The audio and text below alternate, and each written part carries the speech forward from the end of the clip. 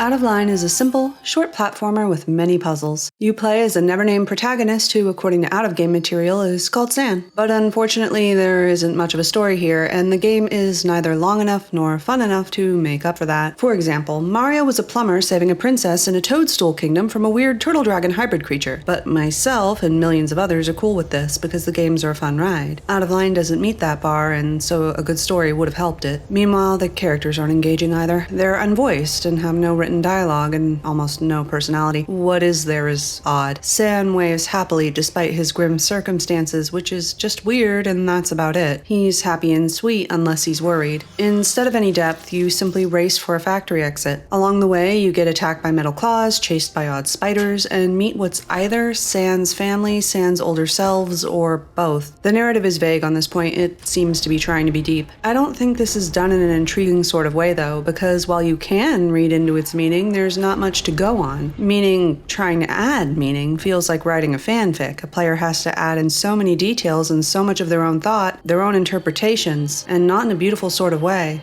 It's just a vague experience, not a deep one. This leaves the gameplay to make up for the lack of plot. So on to the gameplay. It's not particularly complex or fun either, though. If you die, you start at the last autosave point. You can't ever save your game. However, since you have no life counter and autosaves happen often, this is fine enough. You use ASD to move and W or spacebar to jump. Your mouse controls which way San faces. You control an energy spear with your mouse, which you can use to make jumps or trigger objects in the environment. Right-clicking will allow interaction with other non-stabbable objects, such as rocks. Frequently, you'll encounter puzzles. Moments of tension are mild and either about running away or hiding. If a hit's taken, it's an insta-death. Overall, I think that the gameplay is a little worse than okay. It's uncomplicated, similar to many other games, but repetitive even in its short runtime. Its puzzles are mostly the same and there are too many slow chase scenes. Altogether, I think it would have been better with increased puzzle variety and fewer chase moments. After all, I've encountered more challenging gameplay and platformers in old SNES games, so running away as San felt lethargic in contrast to my past memories of similar moments in other games. Repeating the process of running away slowly just underlined how weak his flight felt. I'm not thinking intense chases would have fit into the game. They wouldn't have. They would have clashed with the otherwise mellow gameplay of Out of Line. So I think the game would have been better overall without